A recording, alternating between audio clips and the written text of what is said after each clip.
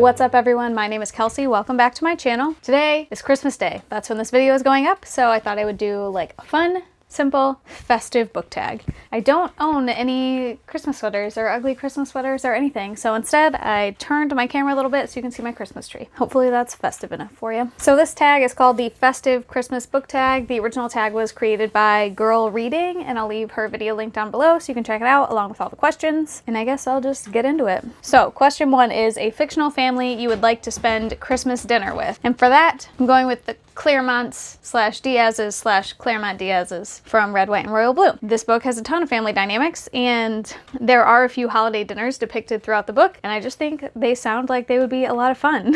Alex's mom and stepdad just have such a fun dynamic, and there's a bit of tension between mom and ex-husband / Alex's dad, but nothing horrific, normal family stuff. That's how my family, So yeah, Red, White, and Royal Blue. Question 2, a bookish item you would like to receive as a gift. For me, it's enamel pins. I have a collection of enamel pins. There were a few on my Christmas list. I think I'm gonna do like a little tour. I'll put pictures of my pins up over here and sort of go through them. So I have my Representation Matters pin.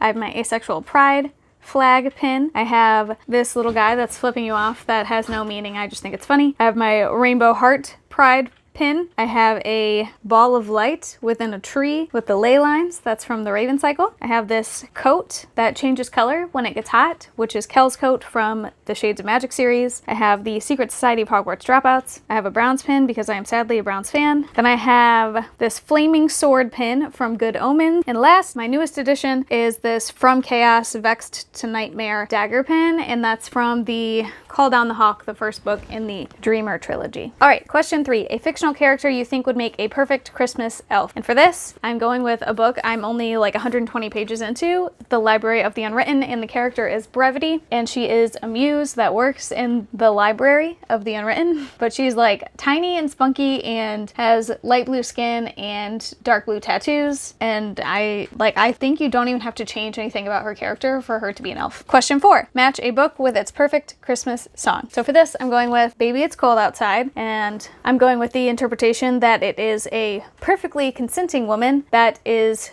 wrestling with her desire to flout societal expectations. That's the interpretation I'm going with. And for that, I have Willful Machines by Tim Florine. And I think they go together because in this book, our main character, in a dystopian futuristic world where artificial intelligence is commonplace and sentient artificial intelligence is not far off and has threatened humanity before. And our main character is the son of the president, who's also gay and wrestling with his father's disappointment in him. And it's just another situation where he is deciding to do things for himself that make him happy, even though he knows society and his family won't approve. Question 5, Bah Humbug, a book or fictional character you've been disappointed in and should be put on the naughty list. This is a sad one. I almost don't want to say it, but it's Reverie by Ryan LaSala. This was an early December release that I read an arc of. I was very disappointed in it, and it was sad because I was really looking forward to this book. It's like a queer, magical, young adult fantasy coming of age. It was like all of those things. It sounded like a good time, but I was very disappointed in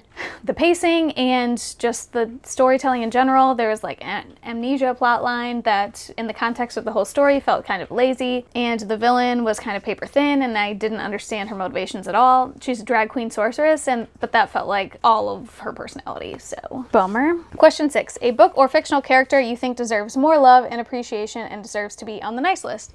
And for this, I'm going with Ivy Aberdeen's Letter to the World by Ashley Herring Blank. This is a middle grade contemporary about a young girl whose family home is destroyed in a tornado, and she only makes it out of the house with her journal that she's been writing in and drawing pictures of herself and another girl. And her journal goes missing, and someone starts leaving pages of her journal for her to find, and she doesn't know if this is like a good person that's on her side or someone that's trying to threaten her. And it's just sweet and sad, and I just want to give Ivy a hug the whole time, and I just don't think this book gets enough hype. So question 7, Red, Gold, and Green, a book cover that has a wonderfully Christmas feel to it. Okay, so I scoured my shelves and I just don't have anything like that at all. So I ended up going with Wicked Saints by Emily Duncan, which is a reach, but it does have this blue and white and red thing going on, and that's kind of Christmassy. It also looks vaguely wintry, and it's wintry during Christmas in the Northern Hemisphere, so that's what we're going with. And last, question 8. A book or series you love so much you want everyone to find under their Christmas tree this year so they can read it and love it too. And for that, I'm going with, and you're not surprised at all if you've seen any of my videos, The Last Son by Katie Edwards. I did a whole video about why you should read this book. I'll link it up here, but I just love this book so fucking much,